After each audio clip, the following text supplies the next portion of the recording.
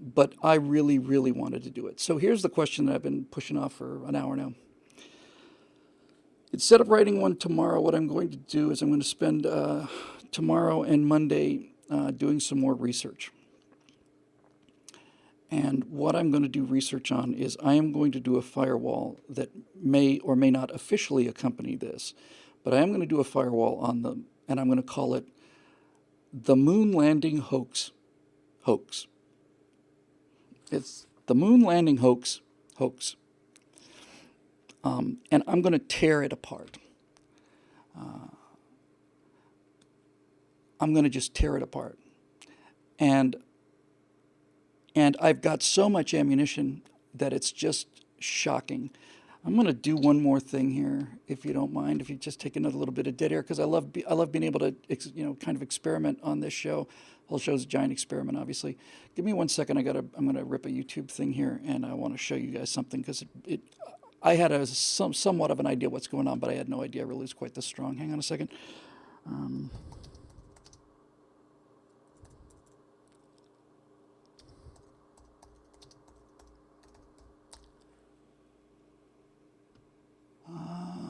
Yeah, that'll do it. Give me 1 second, and I will just run this thing through our little thing to download it, and I will show it to you. It's worth the wait.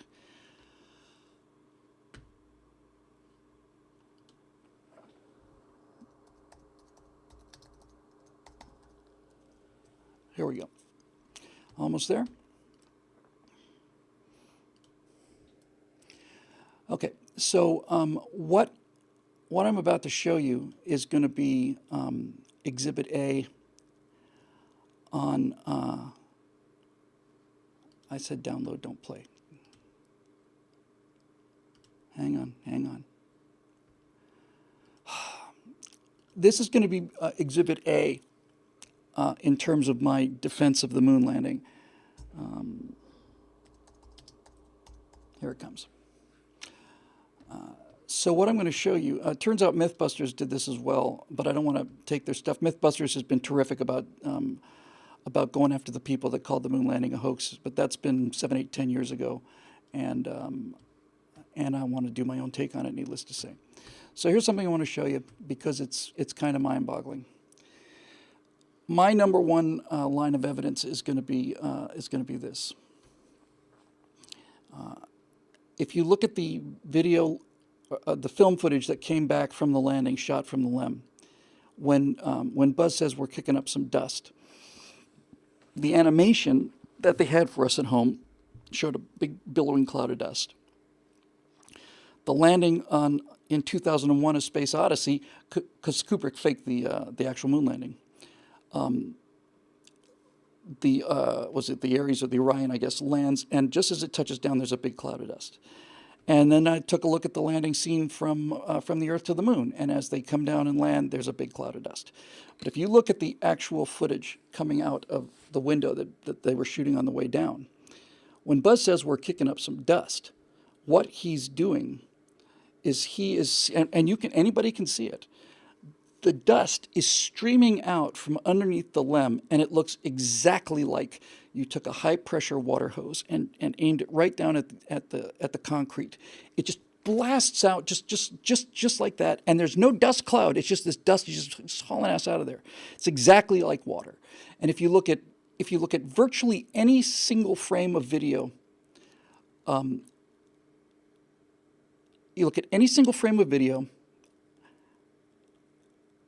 any one of the 6 missions, you will see that as these astronauts move, you'll see the dust coming off of their boots, and the dust goes in little sprays like this. And the reason that it does that is because it's in a vacuum. In an atmosphere, dust particles are so fine that once you move them, once you give them some actual motion, they stay suspended among the air molecules, but there is no air on the moon. So on the moon, dust behaves like water, and it's most clear on the rover shots. The rover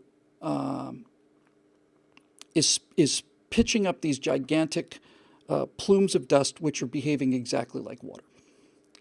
So Yes, Martin Archer says it's a vacuum, and I should add in 1/6 gravity. Now, there's no way, everybody's in agreement that there was nothing like the computer graphics necessary to do this. How are you going to simulate the dust? There's no way to simulate the dust. This is the thing people don't understand, and I hit this pretty hard in the Apollo 11 thing.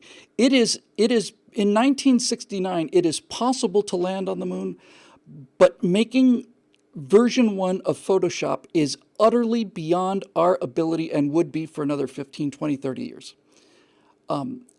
So, how do you explain this? And the only way you can explain it is to say that the set was in a vacuum. Which brings me to this little thingy-doody that I just downloaded, which I will now find at great expense here. So, what I'm going to show you is something very simple. I'm going to show you what happens when you take a railroad oil tanker and you reduce the pressure inside the tanker so that it's not a complete vacuum. It doesn't have to be anything close to a vacuum. But just for the sake of it, I want you to imagine what's actually happening. And that is, this is a heavy-duty railroad car, and it is connected to hoses in such a way that on the other end of the hose is a vacuum as close as they can get it. And when they open that valve, all of the air inside of the car is going to be sucked out of the car. Okay? That's what happens. The air that's inside the tank is going to be removed from the tank, and that's all that happens. No pyrotechnics, nothing else. So that's what you're going to see. Take a look at this.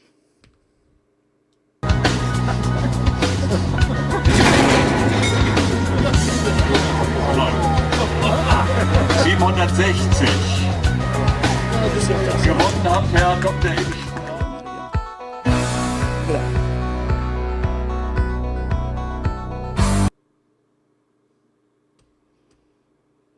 So, what did we just see? What we just saw, can you run again? What we're seeing is the power of air. This is how much air weighs. 760. This is what we walk through all the time. We don't feel it because we're buoyed up in a sea of air. But if you take the air away and make a vacuum on the surface, this is what the atmosphere does when there's no air inside that tank to compensate for the outside of the tank. Which means that if you were to look at the largest vacuum chamber in the world, I think I might have shown this before. This is the largest structure that can produce a vacuum on planet Earth. Believe it or not, it's owned by NASA. Here it is. Hopefully. 1 second. Don't be a nasty little. Okay, here it comes. I think I might have shown this before. This is the world's largest vacuum chamber. It's called the Space Power Facility. That is the largest structure that scientists could build and engineers could build that would withstand the pressure of the atmosphere if you had to make a vacuum on the surface. This thing looks thick enough to contain a nuclear blast. I would not be surprised if it was thick enough to contain a nuclear blast. So why is this thing so strong? Well, it's so strong because it has to be that strong to prevent the weight of the atmosphere that crushed that oil tanker that you just saw. Right? This structure with these concrete walls and the steel interior has to be this robust because if it's not, it's going to crush itself when you take the air out of it, just the way the oil tanker did. And those oil tankers are not little cans of soda. Those are seriously constructed, heavy-duty items. Okay? So the simple fact of it is, and I'm just going to hammer this home, and once I've got the script, I can refine it and not ramble on so much. But the fact of the matter is, if you're going to make a sound stage to fake the moon landing in, and you're going to put it in a vacuum so that the dust does what it's supposed to do, then that is a much harder engineering task than flying to the moon. It's much harder.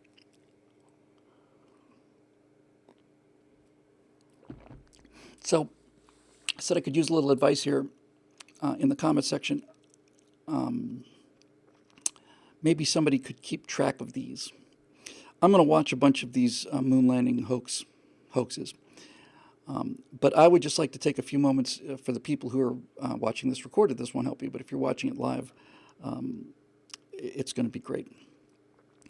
I would like, if you can remember, I'd like to hear some of the arguments that the people make, not against the hoax. I know how to defeat the hoax arguments. I just want to know what all of them are. If it's possible for one kind person in the Stratosphere Lounge thing to cut and paste these things, I don't want to miss anything.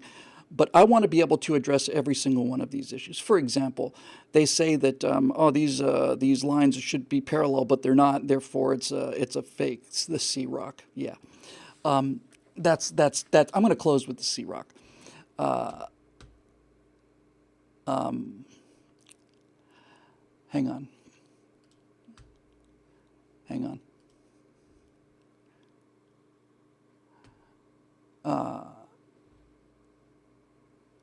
Van Allen belts. Yeah, I think that's actually probably their best argument, is the Van Allen belts. I'm going to take a look at it. There's no question. No crater under the Lem, all of this. So let me just give you a couple of responses, because this is really useful.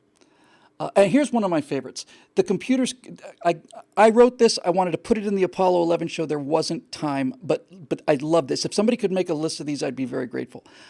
We didn't have the computers to go to the moon. Let me tell you what this is like. If you're one of these people who were born after 2000, if you're a millennial and you think we didn't go to the moon because we didn't have the computer power, let me just tell you what this feels like. I want you to imagine that it's 50 years from now, and you're sitting there watching a program about the old days back in 2020. And you're poking around, scanning the videos that are being played in your head through the neural net. And you find one that says that sports, human sports, never happened. All of the footage, all the historical footage, Babe Ruth's home run, all of it is a CG recreation, because of course by that time the computer graphics will be indistinguishable from the real world. There'll be somebody on there saying that human sports never happened. It never happened. And the reason it never happened was because it's ridiculous to think that a human being, without the aid of embedded neural circuits, is able to do the calculations necessary to run to the correct spot on the field and follow this ball, which is following a parabolic path. There's no way that a human being can do the math or do the complex mathematics necessary to lead a receiver 80 yards down the field. There's no way for them to do the math like that in their head. There's no way. It is physically impossible without these advanced nano neurobotchima thingies that we have in our head to sink a three-point shot from the foul line. It just can't be done. It's not possible. They did not have they didn't have the computer technology to have done this thing that you claim that they did. Like a man hits a ball with a stick and it goes 500 yards, or a guy can throw a ball,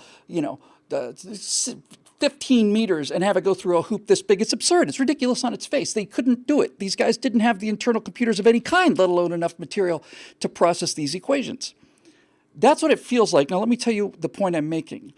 The point I'm making is that the amount of computing needed to go to the moon is no greater than what an outfielder needs to do in his head while he's running to catch a fly ball. You have an object in motion. Its path is being distorted by gravity. In the case of the baseball, also by the atmosphere, by drag, but in space, no.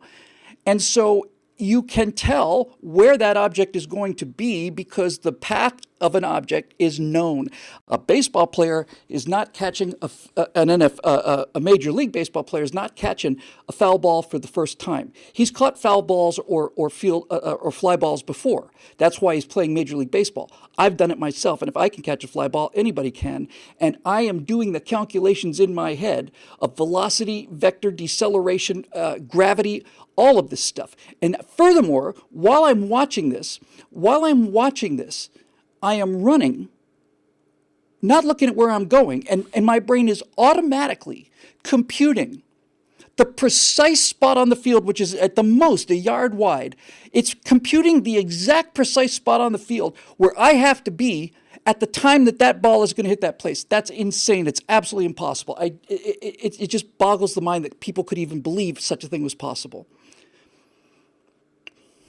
Because the reason that we could go to the moon without powerful computers is because it doesn't take powerful computers to go to the moon.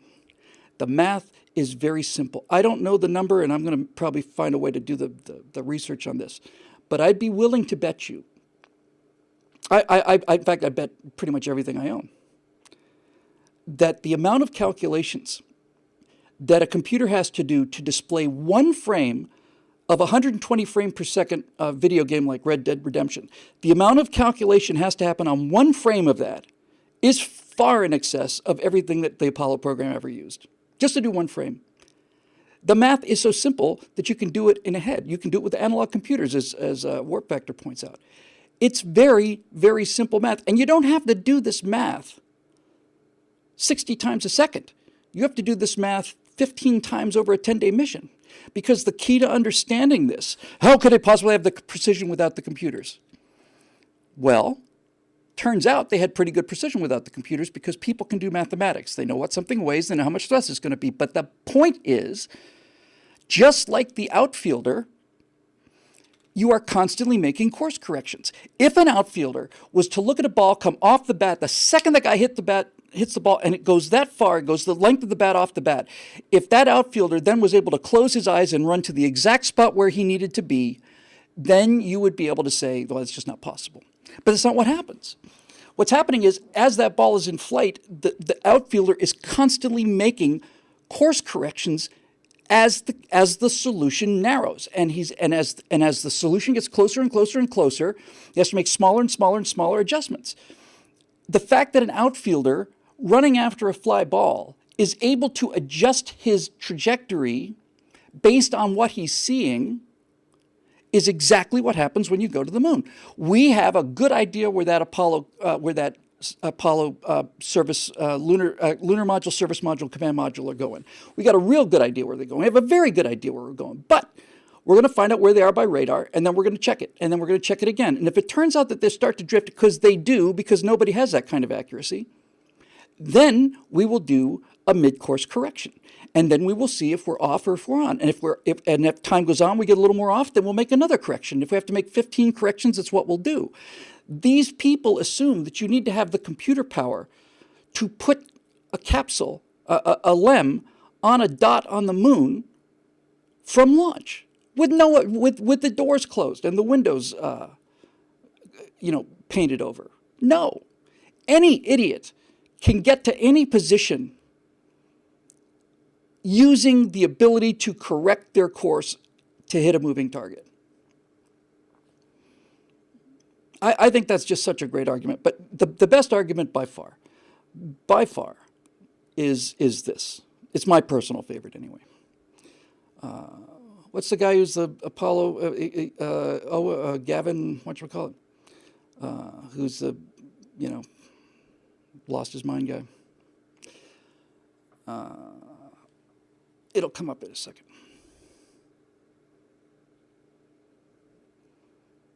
Yeah, Foghorn says you can do it. They make you, Owen Benjamin, thanks. Foghorn says that at the Air Force Academy, they make you do a Hohmann transfer orbit without using a calculator. You have to do the math by hand. It's tough.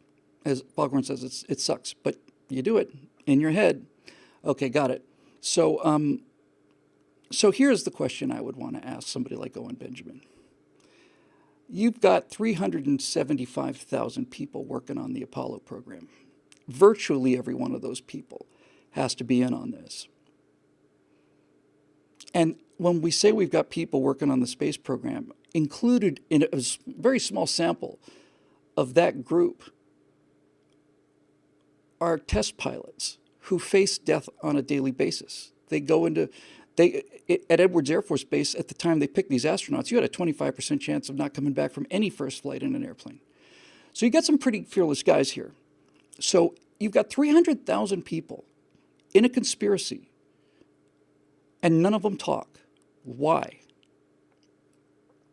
Has anybody heard anything other than they knew if they spoke that they would be killed and their families would be killed? Has anybody ever heard anything else beside that? I haven't. Here's the problem with the 8-second delay.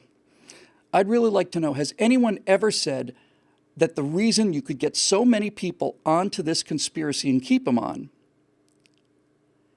is anything other than the fact that if they talked or produced some pictures of the set, they would be killed?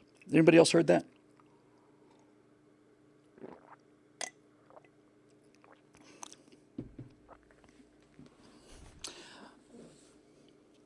Okay, so I'm going to say that there's not. So here's my argument.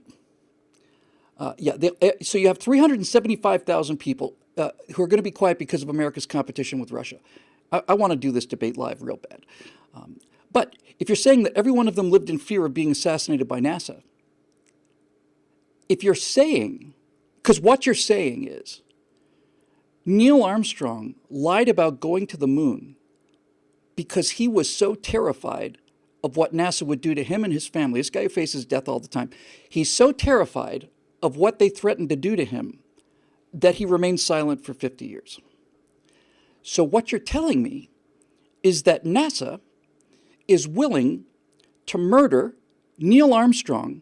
NASA's willing to murder Neil Armstrong in order to keep this a secret, right? Right? That's basically the claim. Well, if NASA is willing to murder Neil frickin' Armstrong, then what the hell is Owen Benjamin talking about it for? Why has anybody even heard his name? If he's got the keys to this conspiracy that everybody has kept under lock and key and that Neil Armstrong would be murdered for, why on earth would an agency that's willing to kill its best and brightest allow a lunatic like this to go out and talk about all of this stuff and reveal all of these secrets? How do you possibly justify that? How? How do you justify the fact that you're saying that 375,000 people lived in mortal terror of this information, and you are now freely revealing this information, and nothing's happening to you? How's that possible? You're a nobody. You say that NASA's going to kill Neil Armstrong and Buzz Aldrin and Mike Collins in order to keep a secret that you're talking about day and night? Nobody knows who you are. Nobody knows who you are. They would have bumped you off. If they're ready to kill Neil Armstrong to protect the secret, what makes you think that they would not kill you? What makes you think that? Seriously, I want an answer. Can anybody give me an answer to that question? Why somebody like Owen Benjamin is allowed to tell these secrets, but Neil Armstrong would be killed if he did, or any one of the 375,000 people? Here's another little problem. Lunar Reconnaissance Orbiter, you can't see the landing sites from Earth orbit. You can't even see it with the Hubble telescope. It's too small. You can't see the LEM or the gear.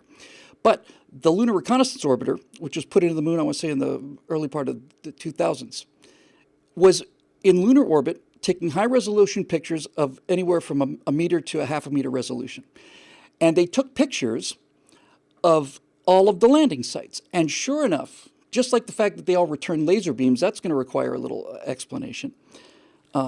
Sure enough, looking down from orbit, you can see the LEM, you can see where the footprints are, you can see the rover tracks on the missions that had rovers. All of it is clearly visible in these photos. Now, needless to say, you're going to tell me that these photos of the landing site are also faked. Because if you can't tell me that they're faked, then we both agree that this satellite has seen the actual hardware on the moon. Right? So, if the footage from the Lunar Reconnaissance Orbiter is faked, that means that your conspiracy of 375,000 people has to continue for 50 years. You have to have everybody in NASA living under that kind of fear for 50 years. And there are better arguments. I'm just warming up. I just kind of need to get this out of my system, kind of loosen up a little bit. So this is very helpful for me. I love rehearsing kind of on this show. So the lunar reconnaissance orbiter is making fake pictures, and the scientists that built that are unaware of this. That's okay. I'm not willing. I'm going to do this as a firewall. I know I can't convince people like that. They're mentally ill, but I can convince a lot of people that seem to think that this kind of thing is true. Another couple questions, and this is the main point of what we saw.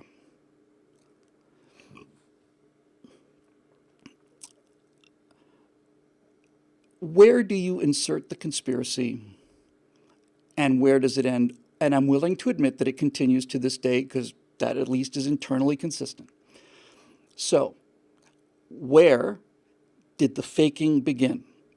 Let's just walk ourselves through this step, shall we? Do you believe that bottle rockets can fly? So the videos of bottle rockets on the internet are not hoaxed. Those are real. Okay. What about these larger sounding rockets? What about the V2s? Were they real? Was that part of the conspiracy too? Did they blow up parts of London to prepare for a moon landing conspiracy 30 years in the future? No? Okay, so that's true. So what about the fact that we would put a small rocket on top of a V2 rocket and put it up even higher, stage rocket? Is that possible? Okay. What about the suborbital mission where we put a chimp in a rocket and send it up and it comes right back down again? Is that possible? Because unlike the Soviets, which did all of this stuff in secret, we had millions of people watching all of this live and there. What happened on Mercury Redstone? What happened on Freedom 7? Did Alan Shepard take a capsule ride on a rocket into space, yes or no? I'm going to assume he's going to say yes. Okay, well, what about John Glenn riding an Atlas rocket into orbit? That happened? Mm-hmm. Okay. In order to go to the moon, we need to carry the weight and the fuel necessary to do that. And in order to do that, we have to build a very large rocket called the Saturn V. Now, I claim that we built 15 of them and launched 13 of those 15. Are you claiming that those rockets never left the pad? Because I saw 2 of them go. And that means that I'm in on the conspiracy at age 10. Millions of people were in, millions, tens of millions of people were there for the launches of Saturn V rockets. They went up 13 times, and millions of people watched every single one of them. Forget on TV, saw it with their own eyes. I saw it with my own eyes. I felt it in my chest as it went off the pad. I'm 10, 11 years old. I'm part of the conspiracy at 11 years old. Is that it? So did the Saturn V get off the ground, yes or no? And when you start to narrow this stuff down with these people, you begin to realize this is where you can really get them. Most of them will say, the little I've heard of it will say, yes, the Saturn V actually went into space, yes, and the astronauts stayed in orbit, they didn't go to the moon. Okay. So we have the command module in orbit, the lunar module in orbit, all of this stuff is in orbit, but it didn't actually go to the moon. In other words, of 100% of the energy needed for the mission, 97% of that energy is just to get that stuff into Earth orbit. And then the 3% of energy is not happening. Is that what you're saying? You're saying that it stayed in Earth orbit, and we did all of this to beat the Soviets? This is the motivation for 375,000 people being part of this lie? To beat the Soviets? Well, then, makes kind of an interesting question, doesn't it? Because it seems to me that if we faked leaving Earth orbit, and we stayed there the whole time, and we claimed we landed on the moon, it seems to me that the radar operators in the Soviet Union might have just, chipped in a word or two about that. In other words, if we didn't fly to the moon when we said we did, then the Soviets could prove we were still in Earth orbit. And so you're saying that the Soviets are in on the conspiracy to defeat the Soviets. Is that what you're saying?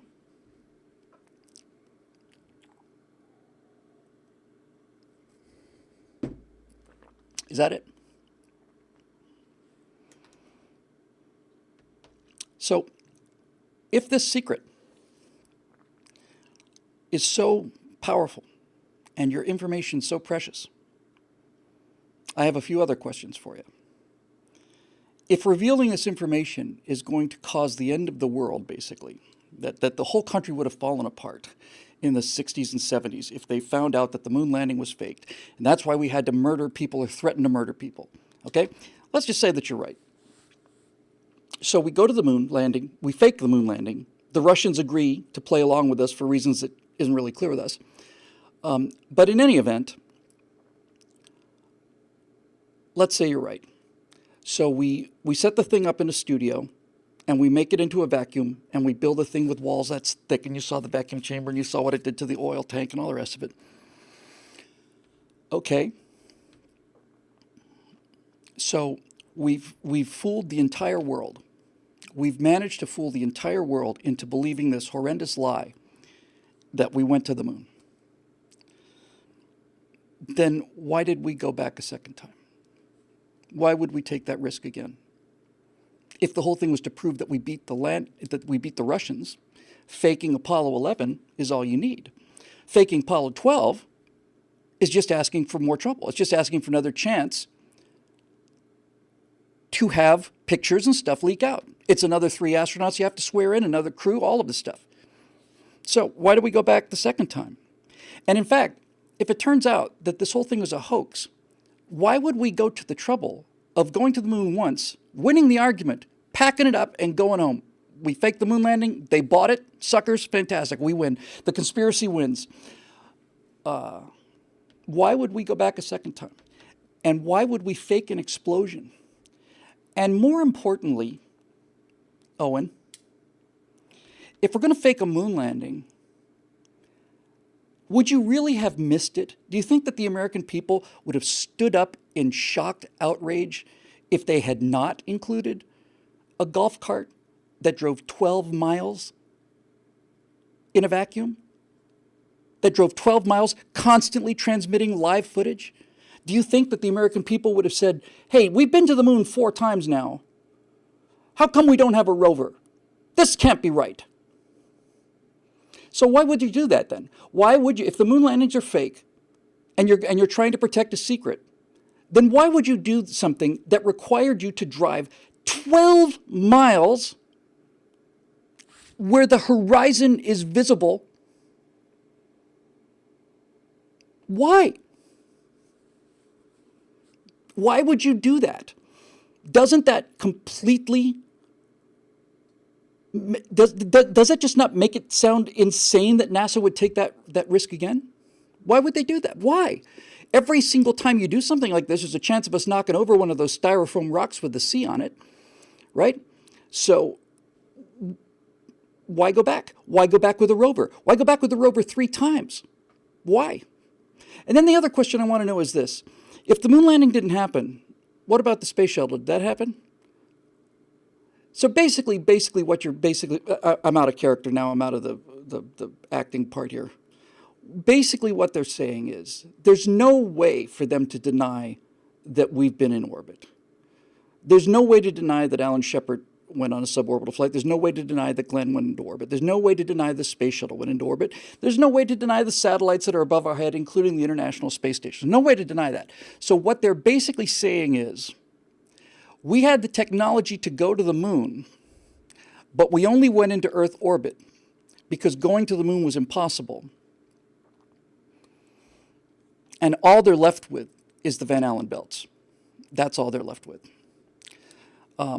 So the Van Allen belts have been measured a number of times. And as it turns out, these astronauts were in spacesuits, and they were in, they were in flight suits. They were in a capsule. There was some shielding in that capsule. If there had been a solar flare during the mission, they would have been in real trouble. But that would have had to have been a solar flare that was aimed pretty much directly at the Earth. So they transit the, and if anybody can do this research for me, I would be very, very, very grateful if you could mail it to info@billwhittle.com. Here's the specific piece of information I need to know. What was the dose? I'm sure I can find it. What was the dose that the Apollo astronauts took? And how does that compare to things in the real world. In other words, was going through the Van Allen belts twice equivalent to 10 chest x-rays, 20? I don't think it was that much. But what radiation level of exposure was it? If you can give it to me in sieverts, that'd be awesome. Right? Because the guys in Chernobyl took 4 to 5 sieverts. That's a 50-50 chance of surviving 1 year. Yeah, and Martin Archer gets it. Not only Martin Archer gets it, Martin Archer gets it with Elan. None of them died of space cancer. So, all of this stuff, where does the conspiracy start? Did it start before the Mercury program, or did John Glenn go into orbit? What about Gemini? Did that happen? What about the Apollo missions? Did they happen? So we're able to put this stuff into Earth orbit, but we can't get it to the moon because that's impossible. What about Apollo 8? They went to the moon and didn't land. Did that happen? No, it didn't happen. You would think that the Soviets might want to point that out to the world, if the whole point is for us to fake the Soviets and beat the Soviets.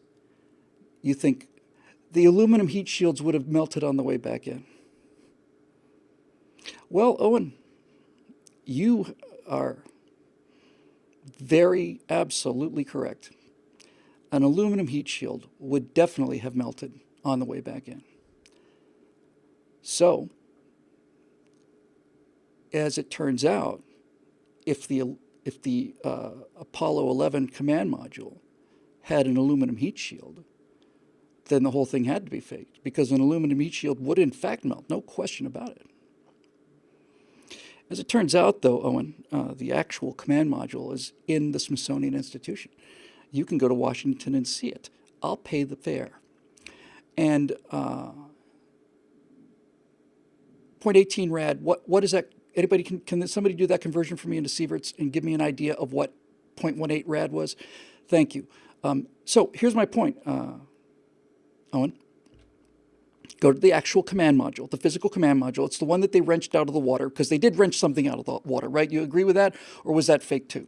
Was the aircraft carrier fake, the whole thing fake? Or did they actually did something come down out of space on parachutes? See, this is where you're going to really get people. Here's where you're going to get them. They are criticizing something that happened, and they have a small number of things that they say are deal breakers. But what they don't have is an alternate story that's consistent.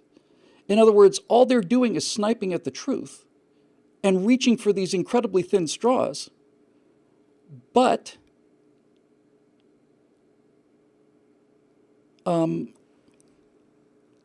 they will. I want to know. I want you to tell me what happened. You don't get to just sit there and deny everything and come up with magical answers for everything that I don't get to respond to. What happened? Oh, nobody really knows. Well, what do you think happened? What do you think? Tell me what you think happened. Oh, I think they went into orbit, and then they faked the moon landing, and then they came back down again. Okay, so we got the Soviet problem. We got the vacuum problem. We got the gravity problem. We got the why go again problem. And what do you have in order to prove that this didn't happen? We got a rock with a C on it.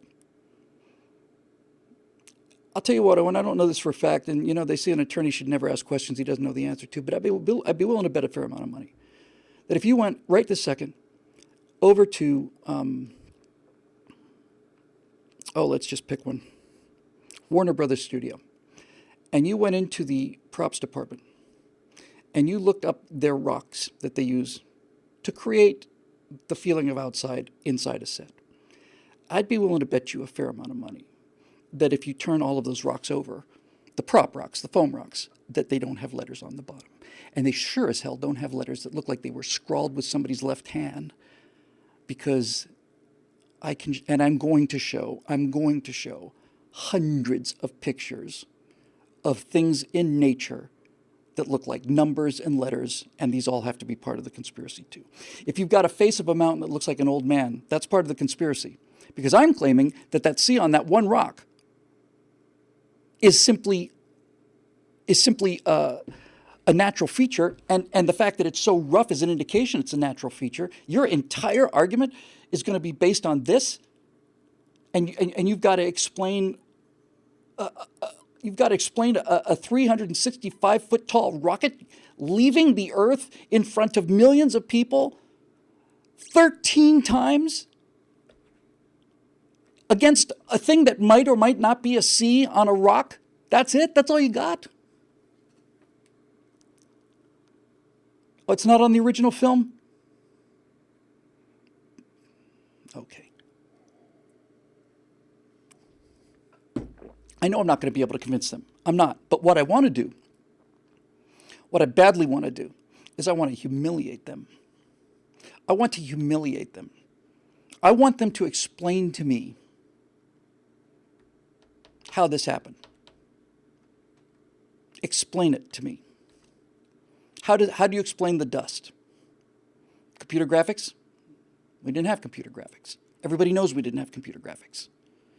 If NASA had secretly developed the kind of computer graphics that we don't even have today, photorealistic computer graphics, just barely starting to come into 50 years after the fact, if NASA had the computers to do that from scratch,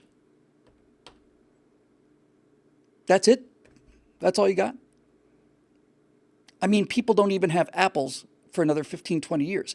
Turns out you don't need a computer to go to the moon. You can do it very easily on a calculator. Okay, so what's the 0.116 to 1.14 rads going through the Van Allen belt? What does that come to? In other words, what is an equivalent?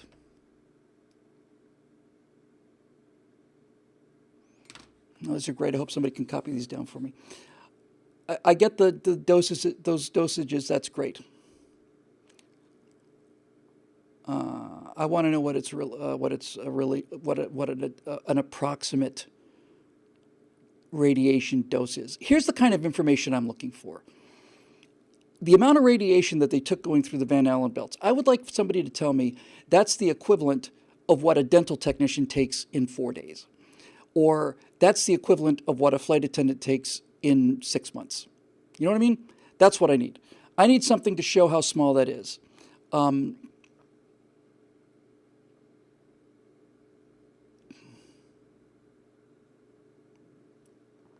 Martin R. says that it's not worth the effort. Martin, you're wrong, and I don't mean that in a nasty way. You're absolutely right that it is a futile effort to try and convince these people, like Owen and the rest of them. Utterly futile. They're mentally ill. But they have convinced millions and millions and millions of people that they're not, that they're right. And those people can be reached. Those people can be reached. Thinks the Van Allen belt will cook you like a microwave. What's your evidence for that?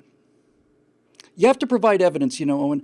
I can't say that the Van Allen belts have zero radiation to counter your assertion that they would have cooked people like a microwave. So where do you get your data? Where do you get the data on the intensity of the Van Allen belts? Bo Monday, that's great information. I don't have the mathematical brain to do it. Could you tell me what approximately that rate is? So I want to embarrass them. I want to embarrass them, and I want to put together a video, and I'm going to have to restrain my anger on the video, but I will keep my snark. I'm going to do it like the atomic bombs video.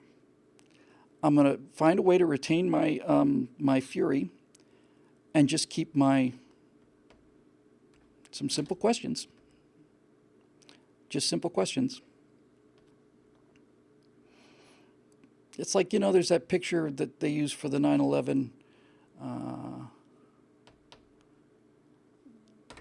There's a picture somebody used for the 9/11 conspiracy, and it's a picture of a 767. It's the 767. I've seen the Mitchell and Webb thing a million times. It's great. and it's a 767. It's blown up enormously. It's a frame, and then underneath the aircraft, you can see what looks like an elongated tube or something, elongated metal tube. And they're pointing out the dimensions of the tube, and that this tube, given the length of the wings, would be about 7 or 8 feet long, 4.5 feet wide. It's approximately the size of an ALQ targeting pod. Okay, blah, blah, blah, blah, blah. My answer to that would be, I would like to see the video frames. I'd like to see 5 frames before this frame, and I'd like to see 5 frames after.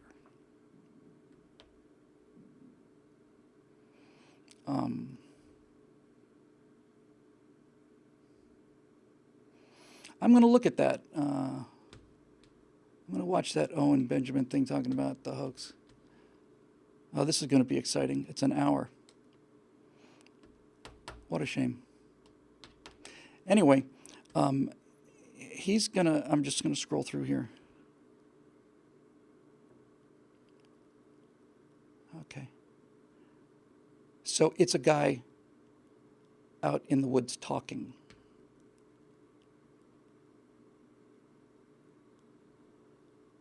Now, I can go out in the woods and say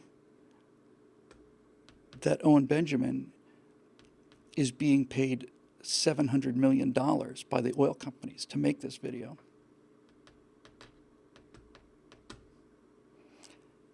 In fact, I have proof. I've talked to people who wrote the check. I've talked to the people that wrote the check. I've got a guy that admitted that this entire thing that he's doing, trying to make people think that the moon landing is a hoax, is part of a greater conspiracy. The moon landing did happen, of course, but the actual conspiracy is to destabilize the American people so much that they think it didn't. And that's the conspiracy that he's part of. And that's why he's getting paid. And I've got evidence. I've got the check. I got the guys who wrote the check. I got all this other stuff. Got all of it. Just back at home. All of it. All the stuff you need. It's right there. Let's just see what I might have missed here. Yes, now here's...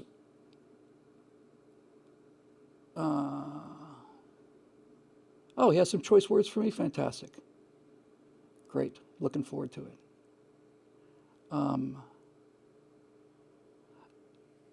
For the motive to simply, not to convince him, but to convince other people. Just to convince other people. And take every one of the arguments and deal with them. And if it's correctly set up with search engines and stuff, I want to have millions of views for it.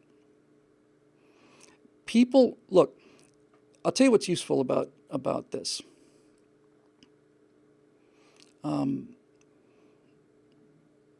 What did he say, Chandran? Just give. I don't need a direct quote. I just like to get the short form.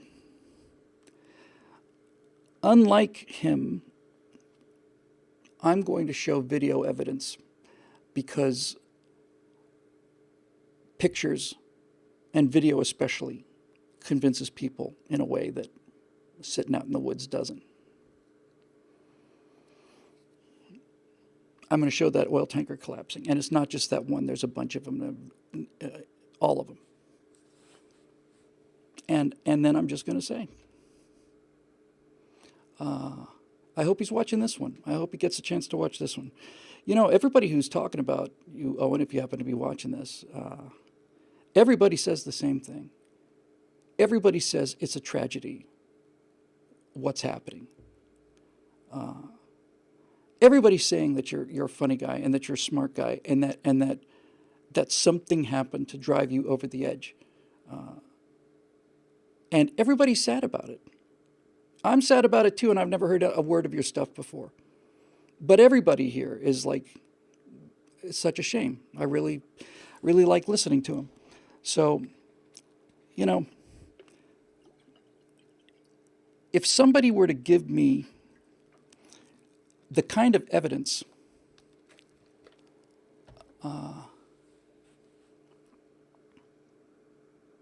that I have for the moon landing, if they were to give me that kind of evidence to tell me that communism was actually a net good for society, I'd become a communist. I can't be clear enough.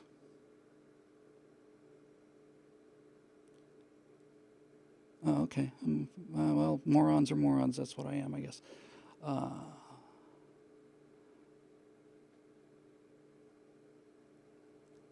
0.0018 sievert, that's what they took.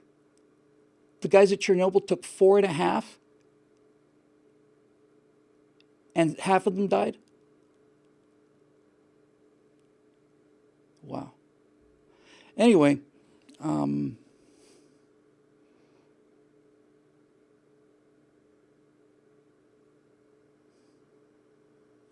on. The high end of the radiation doses, Lord Bios. I hope somebody could copy and paste these for me. The high end of the radiation dose received by the Apollo astronaut was slightly more than what the average person is exposed to on a daily basis. 1.14 rads equals 11.4 millisieverts. Average dose is. Can that be right? I'm sure it is. Okay. Now, see, part of winning arguments is to concede parts that are true. If Owen Benjamin were claiming, let me rephrase that. If I were claiming that the Apollo 11 capsules went through the Jovian radiation belts, then you'd have a real problem.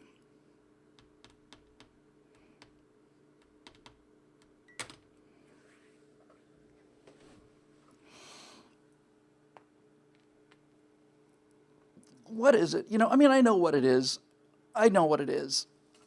Yeah, obviously we're not going to get a whole lot of questions in, but that's okay. Sometimes I just need to stretch my legs.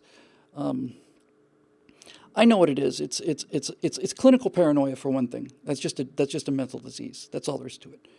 And it's the sense of being in on a secret, which is special. It's a sense of having the courage to face the murder machine that makes you feel like a hero. Although sitting out in the woods like that, revealing these secrets that NASA was ready to kill 300,000 people for, seems like a fairly easy shot to me.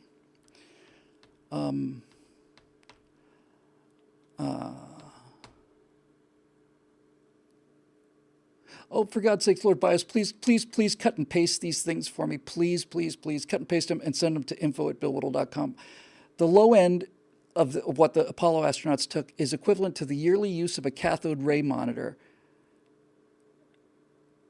In other words, yeah, the old monitors, the big ones, that gives you about as much dose in a year as what they took going through the thing.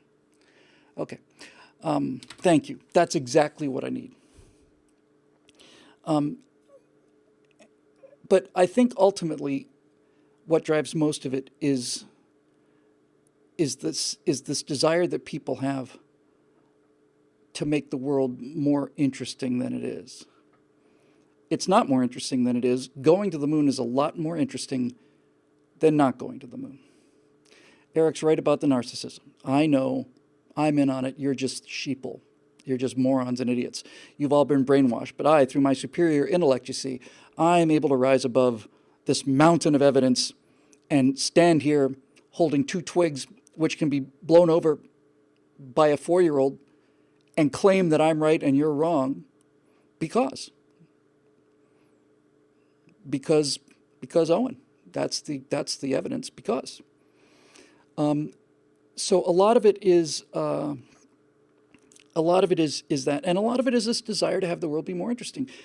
It's the Loch Ness Monster thing. It's the UFOs thing. It's all the same thing. It's 9/11. All of it. You want there to be, and by the way, this is what I think is actually interesting. And nothing I've said about this before is really new, but this I have not heard before. I maintain that this kind of thinking, well, first of all, paranoia is a brain dysfunction. It's been there forever. But I maintain that this is what happens when you have a society that has received so much entertainment in the form of movies. Because every single thriller is about a reversal. Every single thriller is about something appearing to happen when something actually does happen underneath. 6 Days of the Condor, and all of it. It's all about the fact that we have been raised to believe that the twist is going to come because writers put twists into stories because true stories are not interesting enough. That's why. And I write stories, so I know what twists are for, and I know why reversals are there, and I know where they go, and I know when they need to be done, and all the rest of it. So, yes, if you do nothing but grow up on a diet of movies, I'm not talking about conspiracy documentaries at all. I'm just talking about things like, I'm talking about like Jack Treacher and you know, and Born Identity, all of it. It's all of it.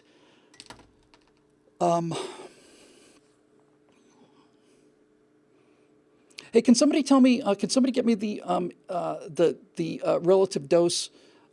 Somebody mentioned nuclear subs. Can somebody tell me what the relative dose is for just a normal 2-3 month cruise in a 688 boat? How much radiation they take? I'll bet it's less than you get if you worked in Grand Central Station. In fact, if I hate to put so much burden on people, but I have heard that the granite in Grand Central Station is so naturally radioactive that it is at 3 or 4 times the permissible levels for a nuclear power plant control room. I'd like to know if that's true. So we expect the twist, and the bigger the story, the bigger the twist. This is the biggest story of all time. Where's the twist? Well, there is no twist. This is reality. And again, the thing about having watched it was, here's an example I used. Did I say this earlier in the show? I don't think I did.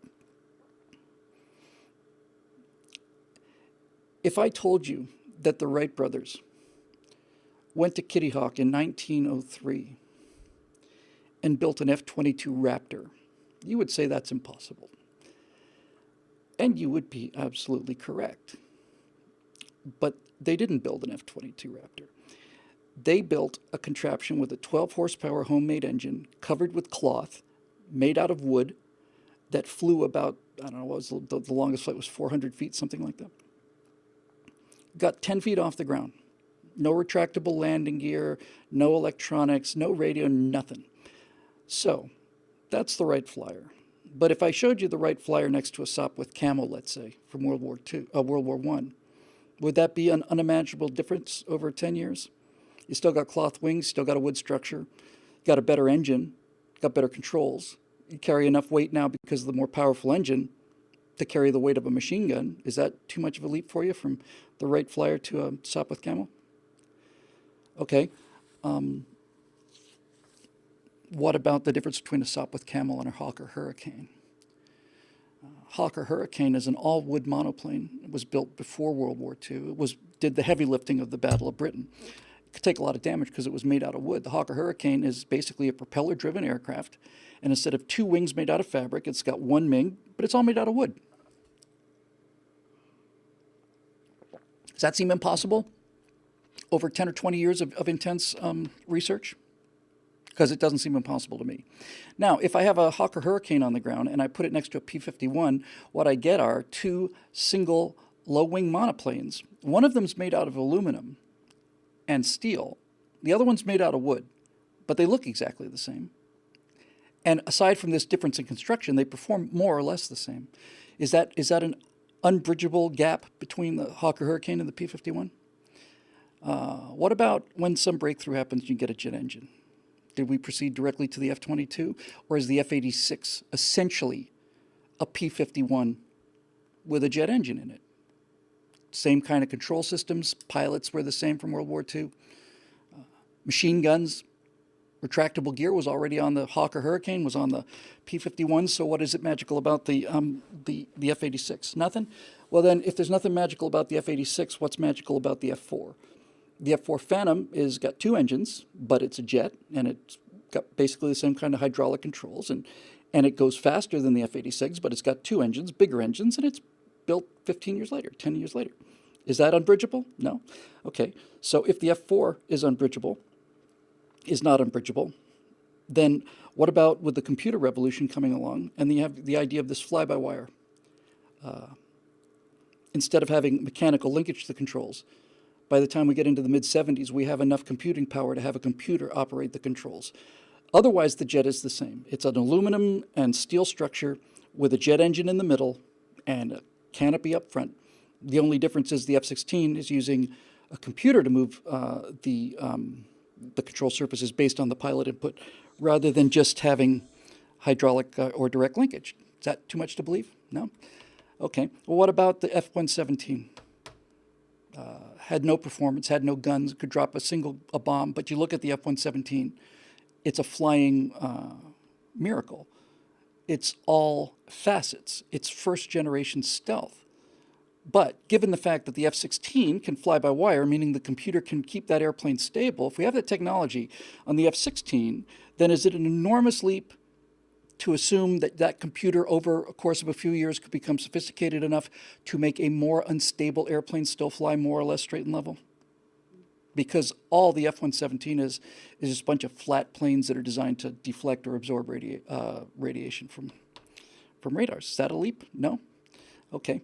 Well, we have the F-15. I probably should reverse order on these things, between the 15 and the F-117. The F-15 comes along, and we've got these incredibly powerful radars. They're over-the-horizon radars.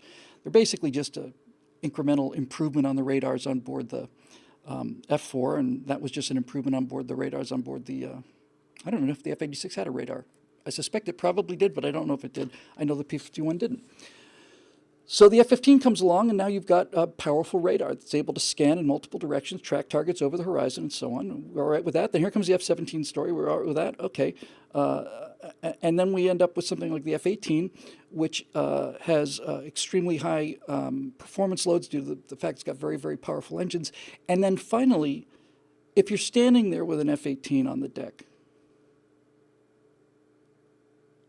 and somebody showed you an F-22, would you say that's impossible? No, you wouldn't, because you didn't start with the F-22. And we didn't start with the moon landing. And it's just that simple. Just that simple. I have seen the video of a Israeli pilot landing an F-15 with one wing. John Boyd made sure that the F-15 had so much wing that it could outturn anything in the sky. Turns out it had enough wing area. And most of the wing a lot of the wing on the F-15 is actually over the back of the fuselage. You could knock a whole wing off the F-15 and had the kind of total lift available and enough control surface authority to land with one wing. The P-51 had radar? Surely no. Commonly, in World War II, the P-61, yeah, is that the Black Widow? That's the night fighter. Anyway, yeah, so now I'm all limbered up. Why don't we take a couple questions just for the sake of saying we did it. But I just needed to get, not so much I needed to get out of my system, I just needed to, just kind of limber up a little bit, get myself kind of ready for this thing, get into this mode.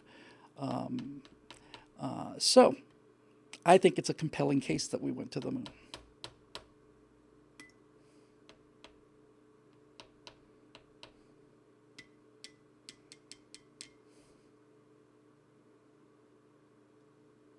I was actually thinking what it would take to convince somebody like Owen. And I realized it would take flying him to the moon. And even then, I'm not sure it would do it. Even then, I suspect if you flew him to the moon, he'd probably maintain that he'd been drugged and that the whole thing was an illusion. Is he a flat Earth person as well?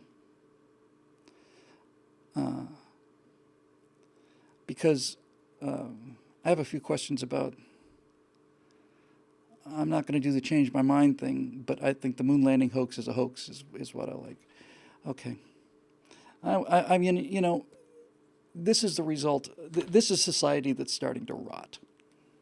When you start believing in things that have been not only known to children, but which are being used every second of the day. There are, at the present time, hundreds of thousands of people who are proving that the Earth is not flat, and I'm one of them. I've flown around the world. Now they say it's circular and we're just flying out to the edge. Does anybody know how they explain that, by the way? If the Earth is circular,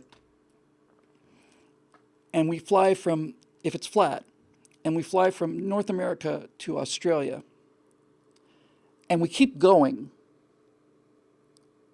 what happens then?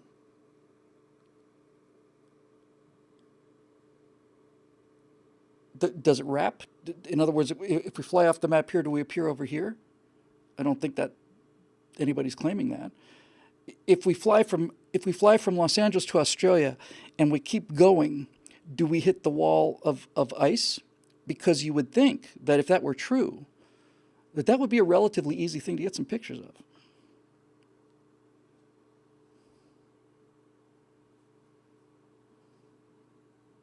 Jimmy Stewart qualified in a B-58.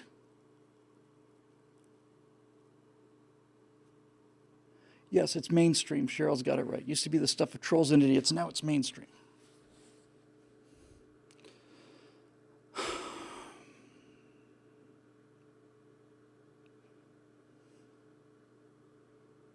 You know, and that's a great point. I think what I probably need to do is, I think, yes, Burt Rutan designed an airplane that flew around the world. His brother Dick flew it with Jenna Yeager.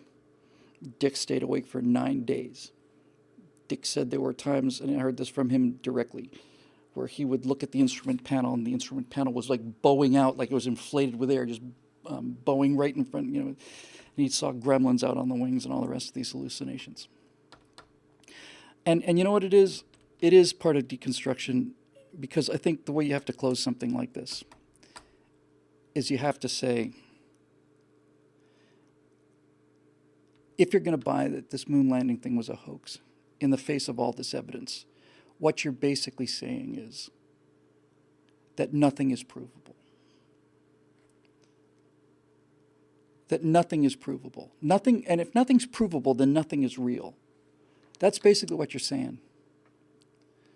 You're saying that there is nothing real other than what's going on inside your head. Because if something is real,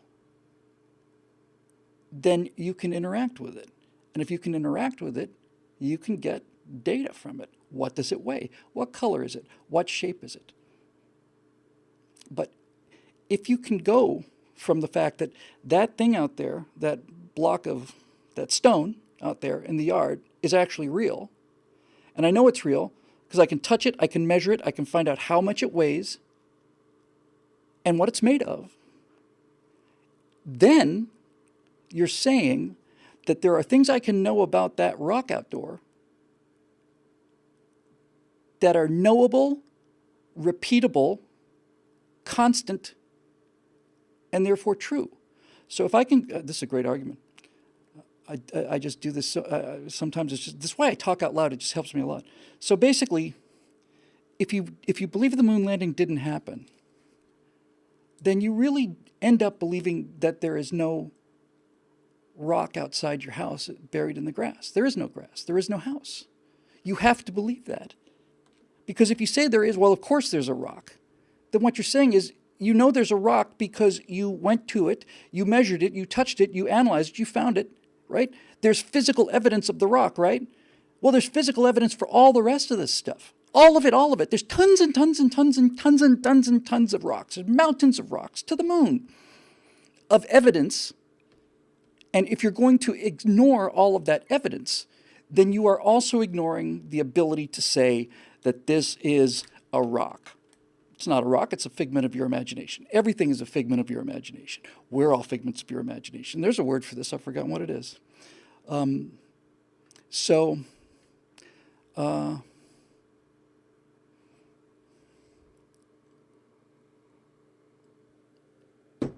This is where you got to get them. You got to get them.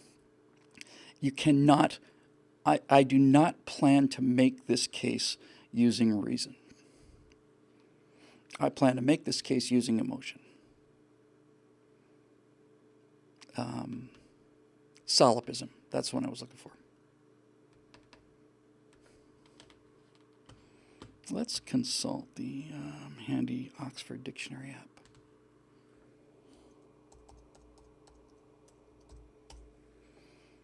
The view or theory that the self is all that can be known to exist.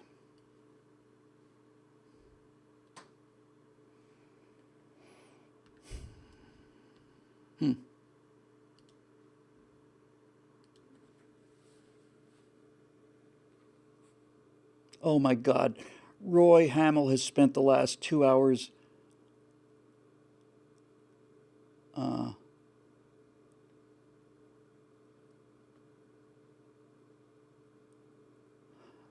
Roy, can you tell me if how many calculations that is, and can anybody give me a rough estimate of what one frame of a video game is compared to the moon landing in terms of the total math? Because you can do the math in your head. Hey, Foghorn, you said you did it in your head. Did you have a slide rule, or were you just having to do the math? Anyway, I really did need to get that kind of limbered up out of my system. Now, it turns out we have a link to our members page at BillWhittle.com. We'll take one or two from there, and we'll do a long show. What the hell? I've missed a few things lately putting this thing together, and it seems the least I can do. So we'll take a couple questions from there. We'll go back and forth with the Facebook page.